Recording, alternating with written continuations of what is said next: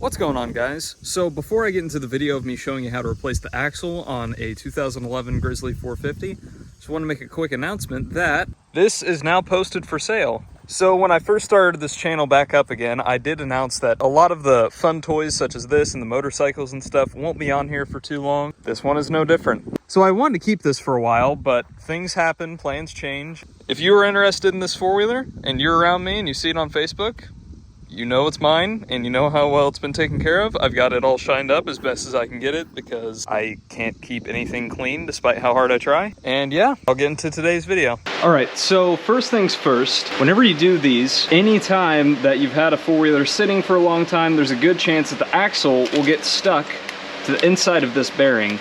Now these are the front bearings, but the rear is essentially the same thing, just it's about if you stuck these together. And a good tip is to take these and plop them in the freezer for a little bit, and that helps it slide into the spindle. Now what I need to do is take the wheel off, disconnect the spindle, and pull out the old axle and try and get the axle out of the wheel hub. All right, so first step, get the four-wheeler off of the ground. Then come over here, determine what size lug you have. I think these are 17s, but I grabbed a 19 just in case. 17 here, got 4 17mm lug nuts. All right, we got the tire off. Now, if you look at this, it took me a while to figure out what size this axle nut is.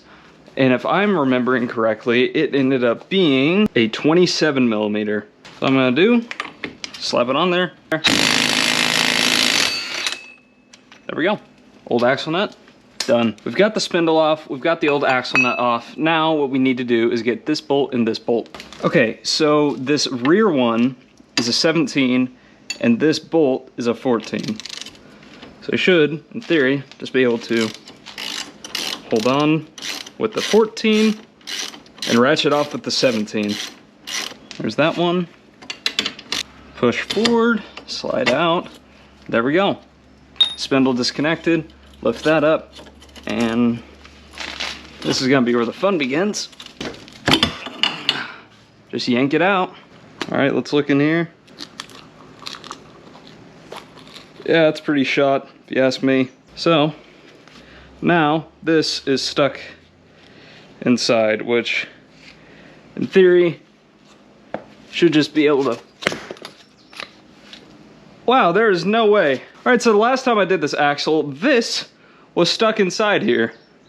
Well, this one just popped right out, so all I've got to do is put in the axle. Put this there. So in the off chance that that didn't work, what you can do, you put your spindle, secure it, you get yourself a 1 7/8 inch hitch. On the other side of this, if you take this plastic covering off, that fits perfectly. And you can hammer the bearing out from the top. And the reason you have to take the bearing off is because if that axle is seized in here, you'll have to beat and beat and beat, and then finally get it out and the bearing will be destroyed.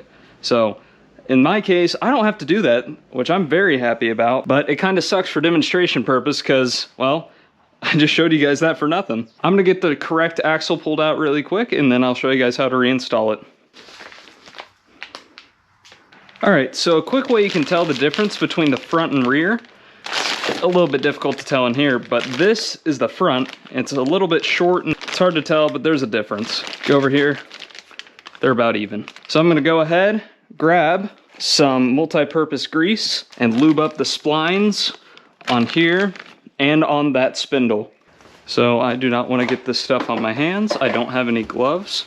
Just gonna take this paper towel, dip a little bit of it on there. We're gonna go to the outward splines that go into the wheel hub.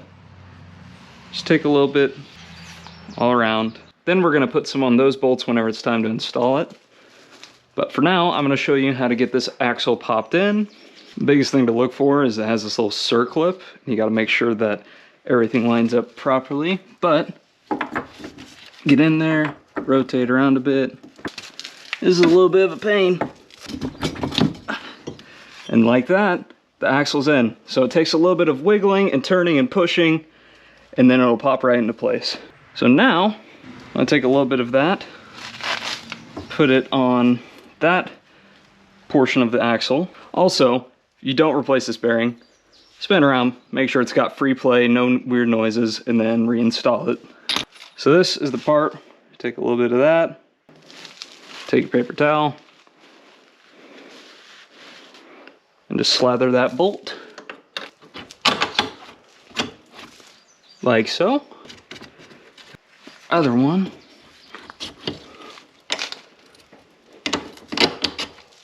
Right in up top.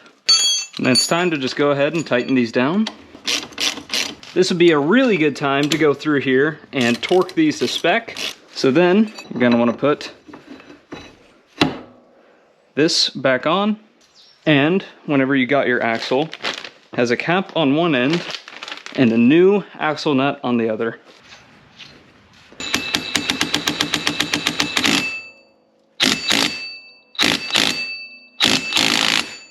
All right, so it's on there, and I'm gonna grab the torque wrench. I'm gonna torque these down, and I'm going to torque this after mounting the wheel back on and setting it on the ground, so that way I can hold it in place. And then I'll show you guys how to stake the axle nut. And since I'm going to be tightening from the nut, I wanna make sure that I get a 1/2 inch socket, size 17, that will fit properly on the torque wrench. All right, so once you're over here with your torque wrench, tighten down the torque wrench at the proper spec, and just go until hear it click.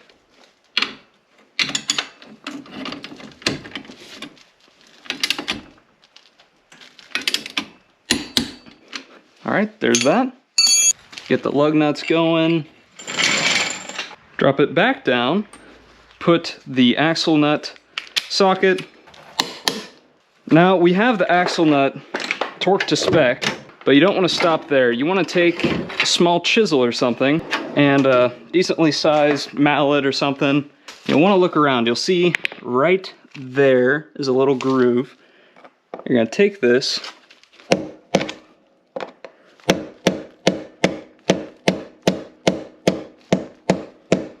just divvy that in there so it doesn't back off. And the final thing you've got to do, and go in,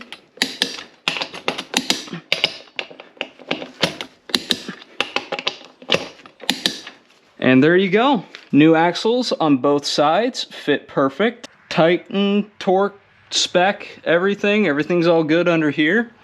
And now's the time to take it on a quick ride. All right, so the GoPro shut off, axle is installed, drives fine now. And yeah, if you have more questions and need tips on how to install it, let me know in the comments below. See ya.